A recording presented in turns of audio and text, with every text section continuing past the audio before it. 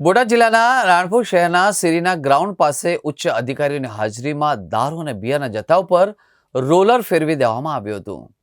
Ranpur police દ્વારા વર્ષ 2024-25 દરમિયાન રાણપુર પોલીસ સ્ટેશન વિસ્તારમાંથી ઝડપાયેલા ભારતીય બનાવટનો વિદેશી દારૂ અને બિયરના જથ્થાનો નાશ કરવામાં આવ્યો હતો.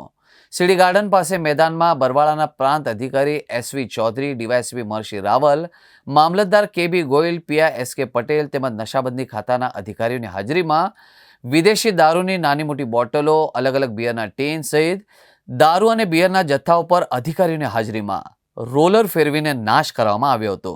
આજરોજ રાણપુર મુકામે ડીવાયએસપી શ્રી, મામલતદાર શ્રી, પીઆઈ શ્રી અને નશાબંધી ખાતાના અધિકારીઓ તથા મામલતદાર કચેરીનો સ્ટાફ, પ્રાંત કચેરીનો સ્ટાફ દ્વારા કોર્ટ દ્વારા 14 જેટલા ગુનાઓમાં જેમાં મંજૂરી આપવામાં આવેલી છે. એમાં ટોટલ 2886 બોટલ અને ટોટલ 5,78,000નો મુદ્દામાલ આજે સર્વે ડિપાર્ટમેન્ટની સાથે અહીંયા નાશ કરવામાં આવેલ છે. સાહેબ, જે મુદ્દામાલનો જે નાશ કરવામાં આવ્યો કઈ સાલનો હતો?